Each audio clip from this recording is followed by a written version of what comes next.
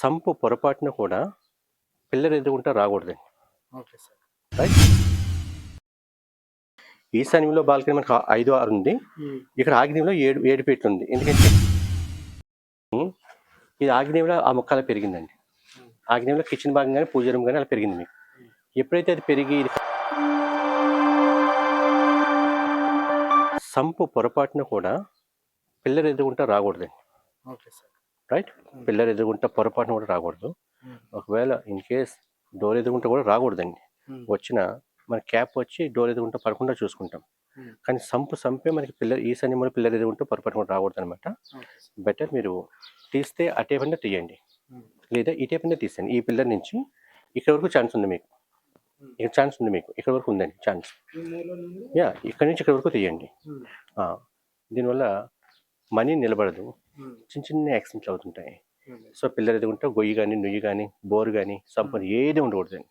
Swimming pool కానీ పొరపాటు కూడా ఉండకూడదండి. Right sir. It is very very important. మాకు పెట్టుకోండి. ఇక్కడ తీసేయండి, ఈ ప్లేస్లో తీసేసుకోండి. ఇంకా అవకాశం ఉంది కదా. అందుకే సార్ ఇప్పుడు అంటే ఇది నేను చూసాను యూట్యూబ్ లో కొన్ని చూసాను. అయితే ఇది సంపు ఈశాన్యం పిల్లర్ ఉంది కదా, ఈ పిల్లర్ ఈస్ట్ బాల్కనీ కదండి. ఈస్ట్ బాల్కనీకి మనం 9 ఇంచ్ వాల్ కట్టాం. ఈశాన్యం మూల నుంచి ఇక్కడికి ఎంత డిస్టెన్స్ ఉన్నదంటే, ఈ డిస్టెన్స్ వచ్చి కింద చూపించు,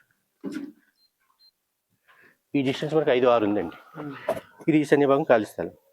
కానీ ఆగ్నేయం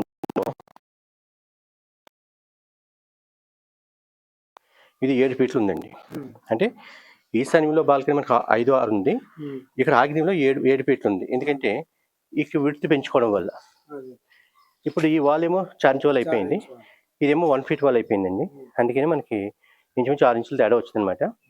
ఇక్కడ ఈ దోషం ఆగ్నేయం పెరిగితే, ఈశాన్యం తగ్గితే లేడీస్ మీద పడుతుందండి ఎఫెక్ట్. మీరు బాగా ఇచ్చుకున్నారు అక్కడ, మీరు అక్కడ బాగానే ఇచ్చారు ఆ ఇంటికి. ఆయన ఈశాన్య భాగం పెంచాడు కాబట్టి ఈశాన్యం పెరిగి ఆగ్నేయం లోపల నొక్కింది. పైగా మెట్లు కూడా అక్కడ వచ్చినాయి కాబట్టి మీకు ఇక్కడ ఏమైందంటే, మెట్లు వాళ్ళేమో ఛాన్స్ వాళ్ళు కట్టాడు, ఇది ఆగ్నేయం పెరిగింది. ఈ వాల్ ఇలా బిడ్త్ పెరగడం వల్ల ఈశాన్యం తగ్గిపోయింది. సో దీనికి రెమెడీ ఏంటంటే అండి, దీన్ని ఇలా క్రాస్గా ఈ హైట్లో ఇలా కట్టుకుంటూ వెళ్ళిపోవాలండి. ఇక్కడ వరకు, అక్కడ వరకు, లాస్ట్ వరకు కూడా ఇలా ఇక్కడ నుంచి ఇక్కడికి ఇలాగా. సరే ఇలా చూపించి. నార్త్ ఈస్ట్లో మీరు బాల్కనీ ఇచ్చారు, దీన్ని మనం బాల్కనీ అన్నాం, కారిడార్ అంటాం. ఇది బయట పార్ట్ అనమాట. కానీ ఇది ఆగ్నేయంలో ఆ మొక్కలా పెరిగిందండి. ఆగ్నేయంలో కిచెన్ భాగం కానీ పూజ రూమ్ కానీ అలా పెరిగింది మీకు. ఎప్పుడైతే అది పెరిగి ఇది ఖాళీ ఉందో, ఈశాన్యంలో బరువు తగ్గిపోయిందన్న మాట వాస్తవమైన, ఈశాన్యం భాగం ఇంట్లోంచి లోపించిందనేది కూడా కరెక్టే. ఇంట్లోంచి ఈశాన్య భాగం లోపించింది. అప్పుడు ఏమవుతుంది, మీరు కట్టుకునే ఇంటికి ఆగ్నేయం పెరిగింది. ఇది అవుటర్ ప్లేస్, ఇది సంబంధం ఉందండి.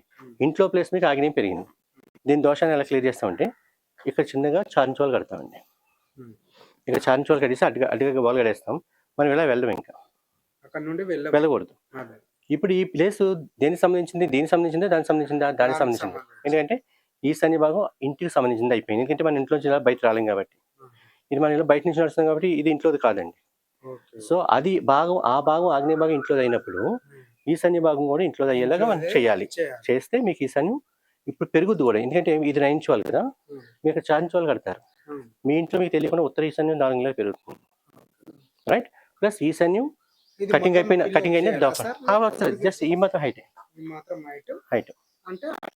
వెళ్ళకుండా చేయాలి. చేస్తే